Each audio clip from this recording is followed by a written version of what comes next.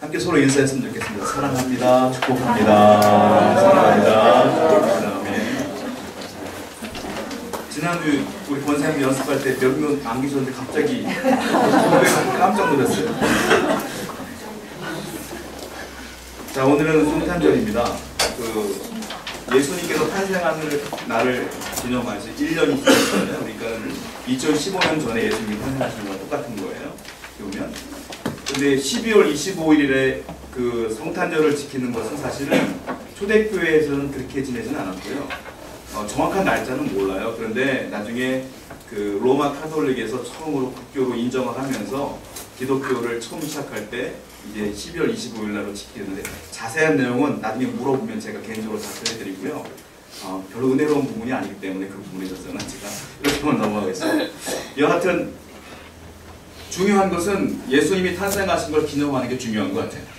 이 땅에 오신 우리가 이제 4대 절기가 있잖아요. 성탄절, 부활절, 맥주감사주일, 그리고 추수감사절이 있는데 이 성탄절과 부활절은 우리 구원해 가는 것이기 때문에 너무너무 소중한 절기인 것 같습니다. 그래서 오늘 우리가 말씀을 통하여 다시 한번 그 은혜를 나누었으면 좋겠어요. 저는 이 말씀을 읽다가 의문점이 하나 생겼어요. 뭐냐면 예수님이 이 땅에 태어나셨는데 어린아이가 태어나신 거잖아요. 어떻게 보면. 근데 그 예수님이 정말로 우리의 메시아다, 구원자다는 것을 어떻게 사람들이 알 수 있었을까라는 고민이 생겼어요. 과연 그 예수님이 탄생했는데 그 어린아이를 보고 과연 이분이 정말 메시아구나라는 걸 어떻게 알 수 있었을까라는 고민을 해봤어요. 요셉과 마리아는 분명히 알았을 거예요. 왜냐하면 수태고지를 받았잖아요. 천사가 나타나서 네가 아들을 낳을 것인데 넌 처녀이지만 성령으로 잉태하여 아들을 낳을 거야. 그러니까 그 아들은 보통 아들이 아니고 하나님의 아들인데 그 아들 이름을 예수라 해라. 그 예수가 되어서 그가 온 인류를 구원할 자가 될 거야 라고 직접 들었어요. 마리아는. 그러니까 마리아는 의심할 여지가 없어요. 정말로 하나님의 아들이구나 라는 걸 알았을 거예요.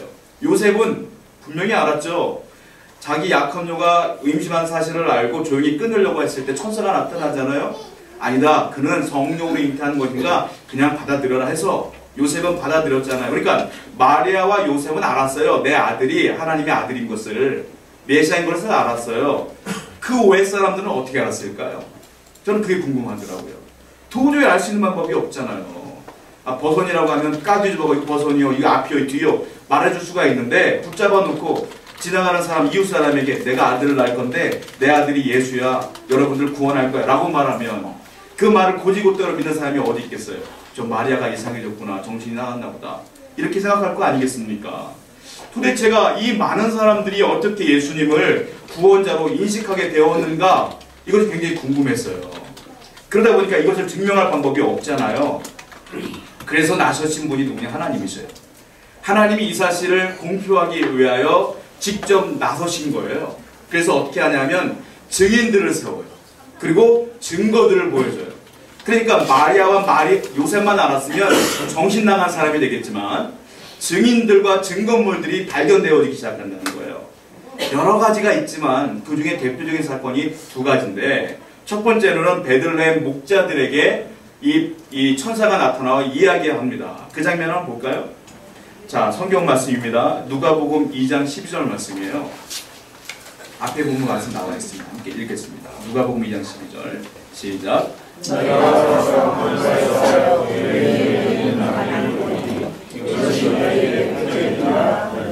잘 보시면 재미있는 사건이에요. 뭐냐면 천사가 나타나서 베들레헴 목자들에게 이렇게 얘기하는 거예요.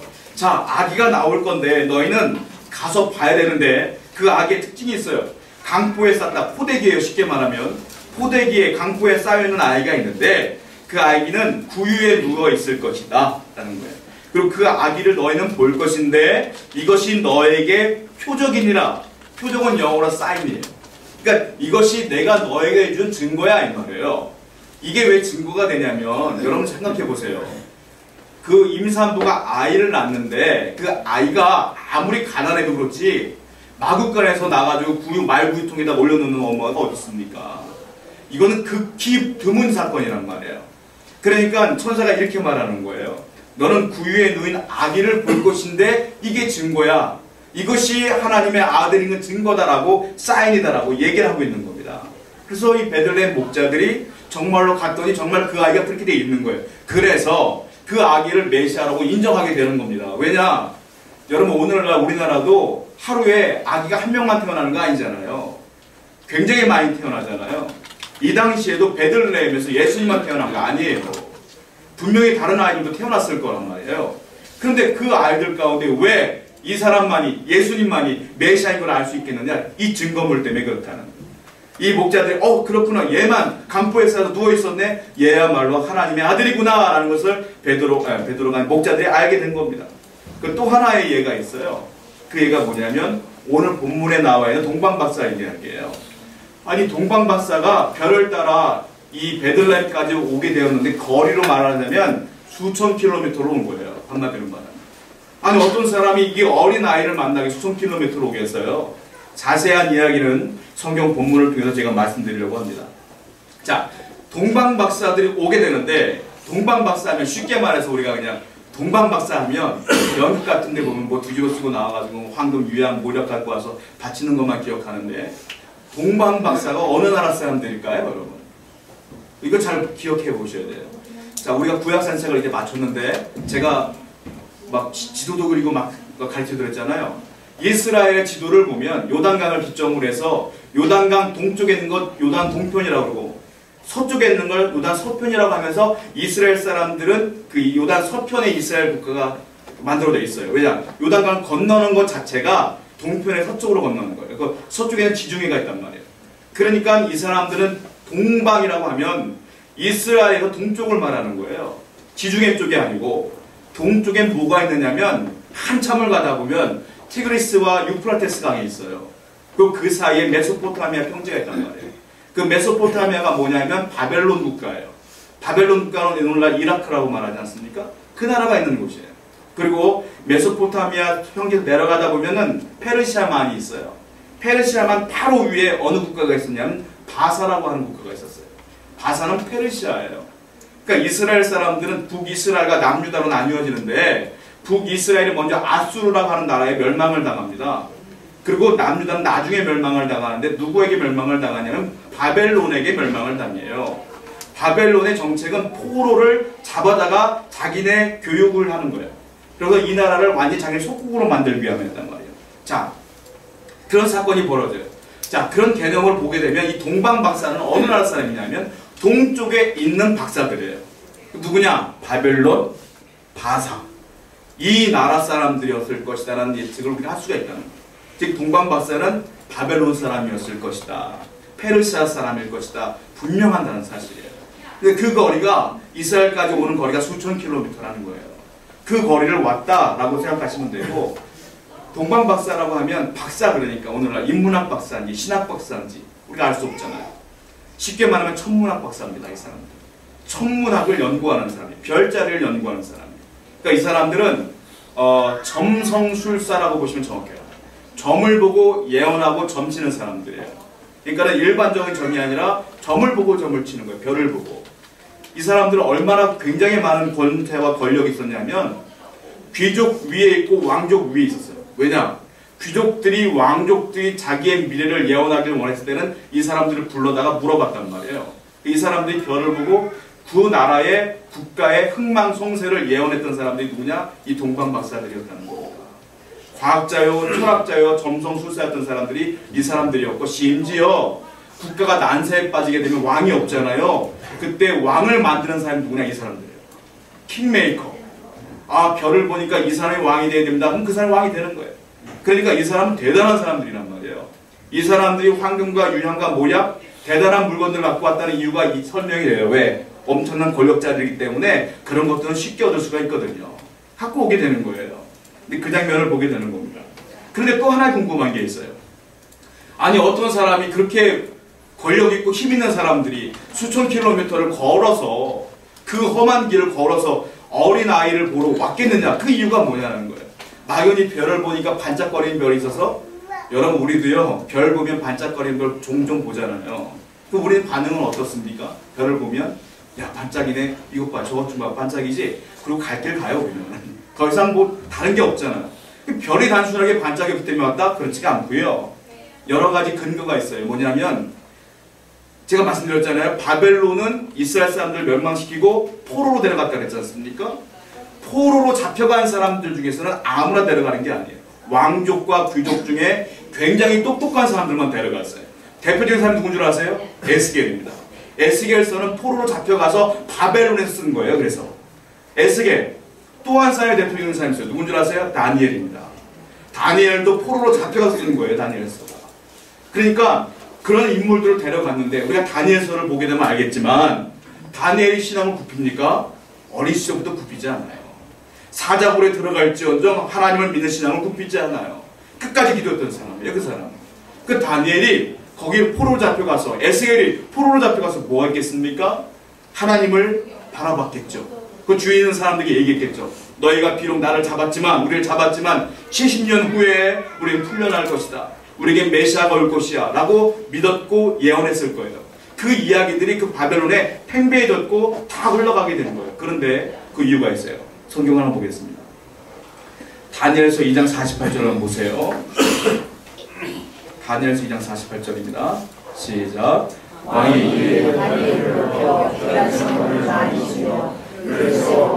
온 지방을 다스리게 하며 또 바벨론을 모든 지혜자의 어른으로 삼았으며. 보시면 알겠지만 왕이 다니엘을 신하로 삼았는데 신하 중에 어떤 위치냐면 보세요. 바벨론 온 지방을 다스리게 하며 또 바벨론 모든 지혜자의 어른으로 삼았다. 즉 다니엘은 왕 밑에 있는 사람, 나머지 신하는 다 다니엘 밑에 있는 사람. 그러니까 다니엘이 어떤 얘기를 했겠어요? 그 신하들을 붙잡아 놓고 하나님에 대한 예언들을 계속적으로 말씀했을 거란 말이에요. 그러니까 그 신하들도 그걸 듣게 되면서 심지어 그 바벨론이라든지 바사 왕들을 보게 되면 하나님 믿는 왕들이 많이 있었습니다. 이런 일 때문에 그래요. 이 사람들이 계속 하나님을 섬기고 예언했기 때문에 그것들이 바벨론이라 할지라도 그 하나님에 대한 예언들이 흘러갔다는 거예요.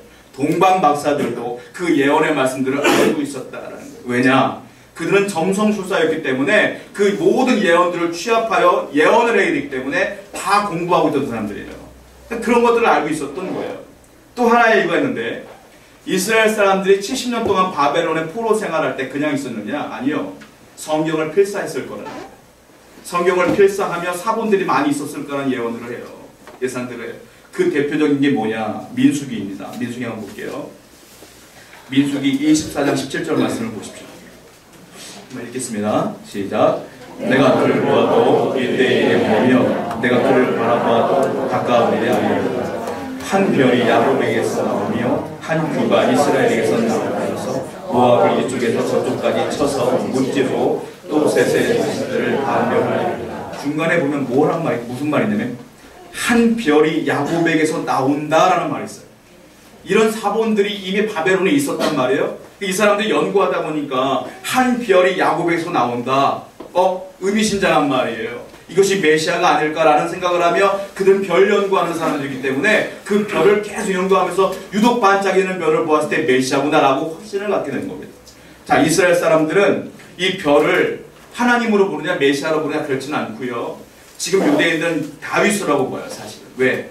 요거 말씀이 다윗 때 그대로 이루어지거든요. 사실.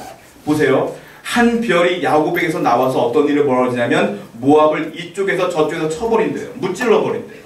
이게 그 얘기잖아요. 근데 이것이 어디에서 이루어지냐면 사무엘하 8장 2절을 보세요. 한번 읽어보겠습니다. 시작. 다윗이 모압을 쳐서 그를 땅에 굴려하고 둘러대어 그 둘끼리 사람을 죽이고 한 줄기리의 사람은 살리니 모압 사람들이 밤새 동들이 되어 소금을 버리니. 모압을 친 사람이 누구냐? 다윗이라는 거예요. 그래서 아까 민수기에 예언했던 그 말씀이 이루어진 게 다윗 때였기 때문에 이스라엘 사람들은 그 별을 다윗이라고 생각해요. 그래서 이스라엘 국기를 기억하십니까? 별이 하나 되어 있을 거예요.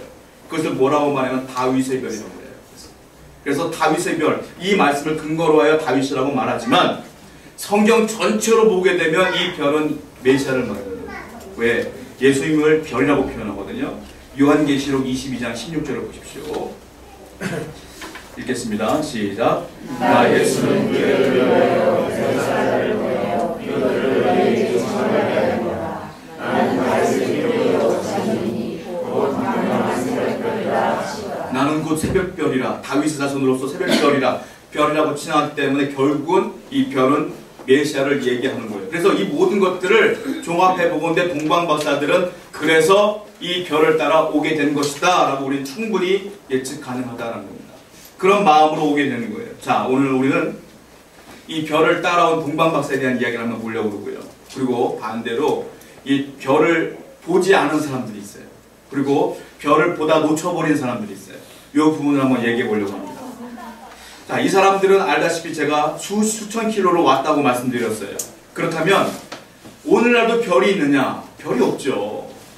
자, 별의 결과물이 뭐냐면 별을 따라갔을 때에 그 동방박사들은 결국은 메시아를 만나게 되고 예수님을 만나게 된 거예요. 오늘날 이 별은 뜨질 않습니다. 별을 볼 수가 없어요. 그러면 오늘날 이 별의 역할을 감당하는 게 무엇이겠어요? 저는 무조건 확신합니다. 하나님의 말씀이에요. 성경 말씀이 바로 별의 역할을 감당하는 거예요. 별을 보고 동방박사가 예수님을 만난 것처럼 우리 성도들은 하나님의 말씀을 바라보고 따라갈 때에 예수 그리스도를 만나게 되는 겁니다. 그리고 그분이 원하는 삶을 살게 되는 거예요. 그러므로 우리는 하나님의 말씀을 소중히 여기게 될 줄로 믿습니다. 2016년이 이제 곧 될 텐데 또 말씀을 읽으셨으면 좋겠어요. 또 읽고 또 읽고 또 묵상하며 하나님의 진리의 말씀을 따라 행하는 우리 서현흥교회 성도가 될 줄 축복합니다. 또 하나 기억해야 될 게 있어요. 뭐냐면 많은 사람들은 대부분의 사람들은 일이 얼마나 빨리 진행되느냐에 관심이 많아요. 내가 빨리 성공하길 원하고 20대 때 30대 때 빨리 성공하기 위해서 열심히 일하고 동분서주하잖아요. 그런데 엄밀히 따지면 신앙에서는 속도보다 방향이 더 중요해요. 사실은. 성경을 한번 볼게요. 잠언 14장 12절입니다. 읽겠습니다. 시작. 어떤 길은 사람들이 볼 때에 발라요. 무슨 말이냐? 저 사람 참 열심히 사네. 저 사람이 열심히 쉬지도 않고 일하네. 그러니까 저만한 재물을 모았지. 그러니까 저만한 능력을 갖고 있지. 라고 칭찬을 하지만 그러나 어쩌면 필경은 그것이 사망의 길일 수 있다라고 말합니다.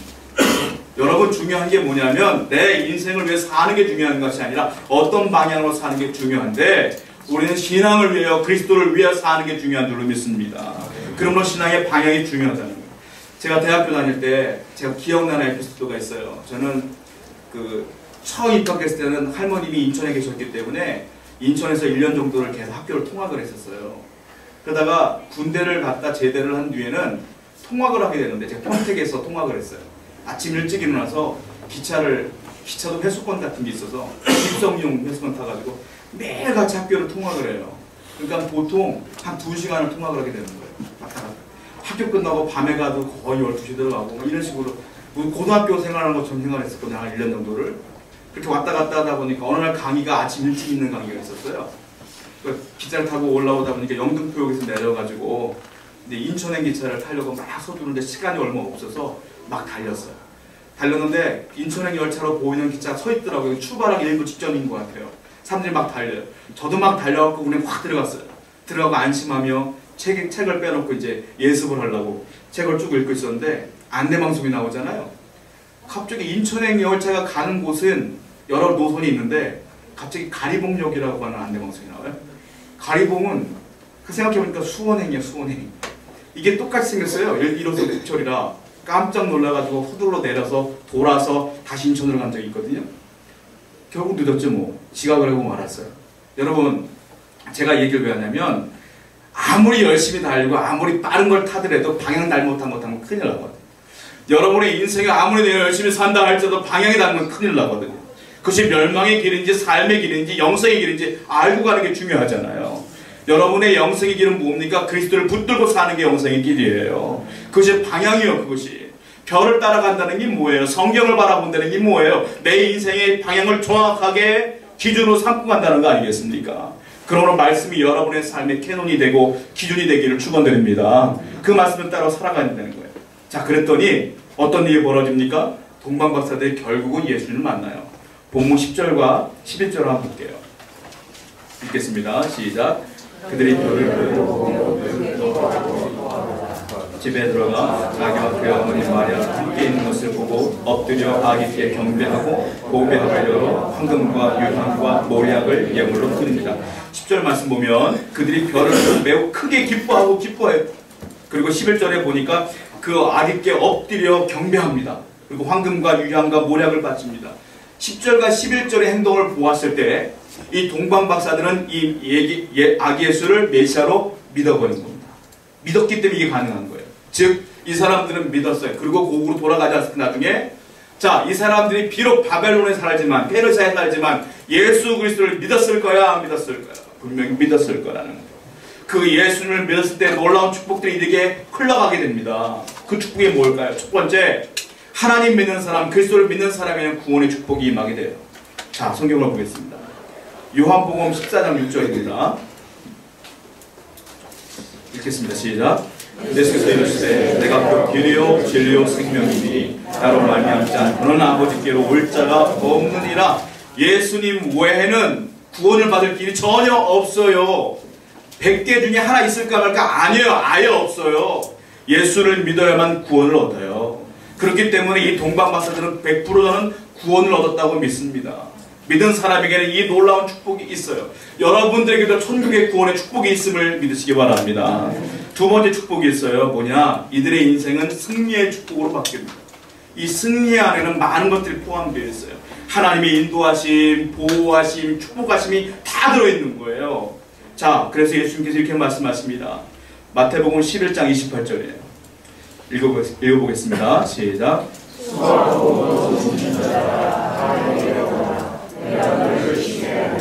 수고하고 무거운 짐진 자들아 다 내게로 오라. 다 나이 구별하지 않고 성별 구별하지 않고 다 내게로 오라. 그러면 내가 너희를 쉬게 하리라. 이게 하나님의 은혜 아닙니까?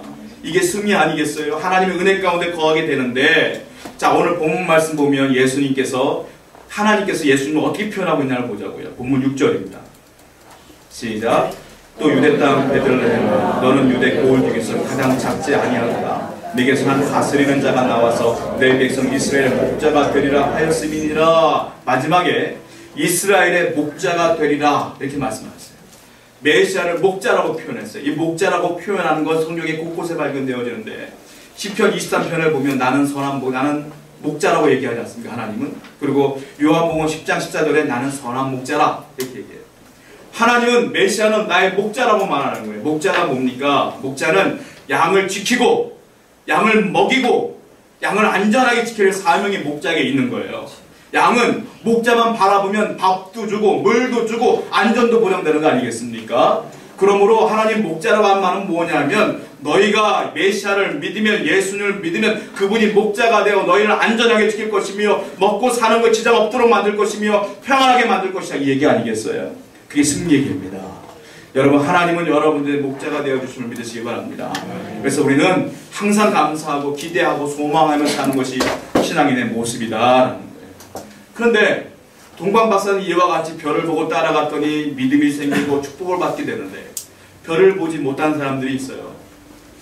아니 동방박사들만 별을 받겠습니까? 여러분 별이 그 바벨론과 페르시아 하면 떴겠어요? 아니잖아요. 별은 뜨면 모든 사람들이 보잖아요. 대한민국에 있는 모든 사람들이 별을 볼 수 있는 거 아니겠습니까? 이와 마찬가지로 분명히 그 별은 다 떴었고 많은 사람들이 봤을 거예요. 그러나 아무도 인지하지 못해요. 특별히 이 별을 따라가 이 사람들이 어디로 오냐면 헤롯 궁전으로 오게 돼요. 그때 헤롯 왕과 대제사장과 서기관들은 별을 전혀 보지 못합니다. 심지어 헤롯 왕은 예수님을 죽이려고까지 했어요. 왜 그러냐면 이 동방박사들이 왕이 태어났음을 알고 고백을 했더니 헤롯 왕이 긴장을 합니다. 헤롯 왕은 유대인이 아니에요. 유대인이 아니고 어떤 나라 사람이냐? 에돔 사람이에요. 에돔은 에서의 후손이에요. 그러다 보니까 이 에돔 사람이 유대인의 왕이 된 거예요. 그러다 보니까 이 권력적으로 늘 불안해요. 언제나 이 사람들이 그 헤롯을 칠지도 모르는 거예요. 그러니까 늘 권력에 대한 불안감이 있어요. 거기다 동방박사들이 와서 왕이 태어났다고 하니까 얼마나 긴장되겠어요? 그 왕을 죽여야죠. 그래서 예수님을 죽이려고 하는 사건이 벌어지는 거 아니겠습니까? 아니 그렇다면 율법학자들은 이 별을 못 받겠냐고요? 봤어요. 자, 헤롯 왕이 묻습니다. 아니 이 왕이 어디서 태어날 것 같습니까? 물었을 때 이들이 대답을 기가 막히게 해요. 자, 성경 본문 말씀 보면 아까 말했잖아요. 구약 성경에 이렇게 예언되어 있습니다 라고 말하면서 유대 땅 베들레헴아 6절의 말씀 보니까 작지 아니하리다 이 말을 하잖아요. 이 말은 미가서 5장 2절의 말씀입니다. 한번 보겠습니다. 미가서 5장 2절입니다. 시작.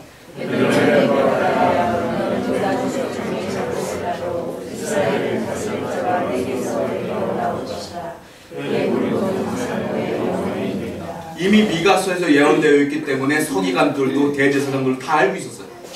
그럼에도 불구하고 별을 보지 못했고 기억도 안 하고 신경도 안 써요. 아는 게 중요한 게 아니에요. 신앙은 아는 게 중요한 것이 아니고 말씀대로 사는 게 중요해요. 여러분 지식의 신앙에는 하나님께서 원하지 않습니다. 그대로 사는 게 중요한 줄로 믿습니다. 여러분 그 별을 보지 않고 예수님을 따라가지 않으면 평생 후회할 수밖에 없어요. 마지막에 제가 어떤 책을 통해서 이런 에피소드를 본 적이 있어요. 한 비가 오는 날 한 그룹의 사람들이 쭉 지나가다가 비가 오다 보니까 갑자기 한 남자가 한 집으로 뛰어들어가요. 가난한 농가로 보이는 집이었는데 그 집에 들어가 우산 하나를 빌려요. 근데 그 사람이 우산을 빌려주려고 하니까 아까운 거예요. 그래서 자기가 못 쓰는 거 살 다 부러지고 못 쓰는 우산을 하나 줬어요. 그냥 버린다는 심정으로 줬어요. 근데 그 사람이 우산을 들고 막 달려가더니 어떤 여자를 딱 씌워주는 거예요. 그리고 그 사람들은 사라졌어요. 그리고 며칠 뒤에 소포가 하나 왔는데 편지 하나하고 자기가 빌려준 우산이 딱 온 거예요. 그 편지 내용이 뭐냐면 여러 가지 이야기 가운데 우산을 빌려서 고맙습니다 이런 얘기가 있어요. 마지막 사인이 기가 막혀요. 사인이 뭐냐면 엘리자베스 여왕이라고 딱 사인이 있는 거예요. 그 여자가 누구냐면 영국 여왕이었던 거예요. 민간 사찰로 왔다가 비가 오니까 우산을 빌린 건데 이 사람이 여왕인 줄 모르고 그냥 대충 아무나 준 거예요.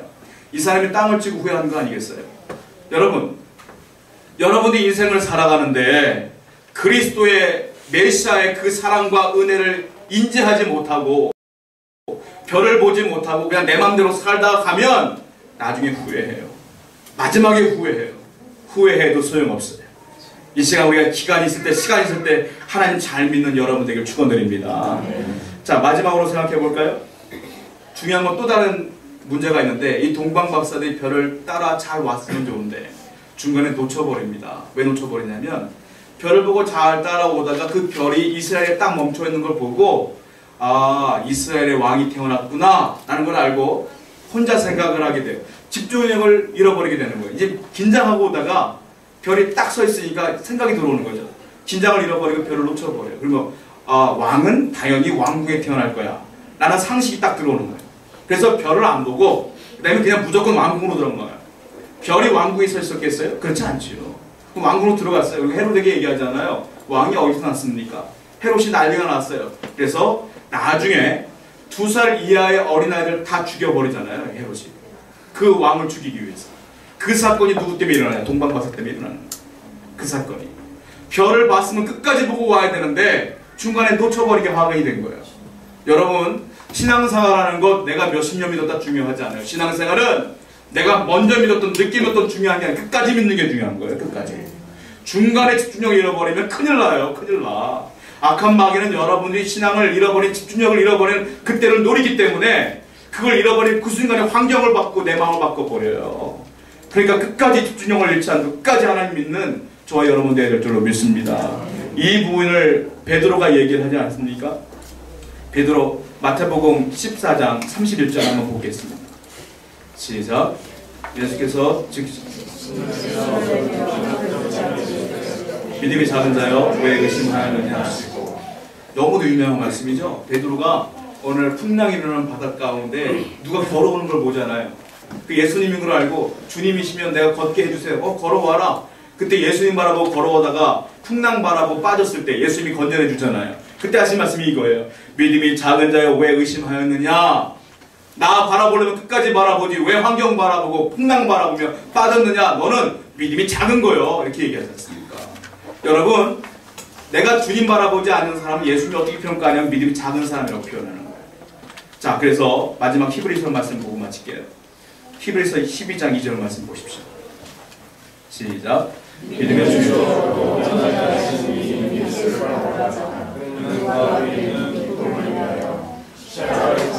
부끄러움을 개의치 아니하시더니 하나님 보좌 우편에 아주 강하게 말합니다. 믿음의 주요 또 온전하게 하시는 이 우리 예수를 바라봅시다. 이게 강력한 말씀이에요. 예수를 바라보자. 바라보자 이 원문의 뜻은 뭔지 알아요? 그냥 가만히 있다가 그냥 바라보는 게 아니에요. 이게 뭐냐면 뚫어지게 바라보는 거예요. 뚫어지게. 집중력을 잃지 않고 뚫어지게 응시하는 것을 이 원문의 뜻이 바라보자 이 뜻이라는 말이에요. 여러분 신앙생활은 끝까지 뚫어지게 주님 바라보는 겁니다. 끝까지 성경 따라가는 겁니다. 할렐루야. 오늘 성탄의 이 아침에 여러분들 다시 한번 신앙을 회복하시고 그러게 결단이 있기를 축원드립니다. 같이 기도하겠습니다. 걸어가신 아버지 하나님 감사합니다.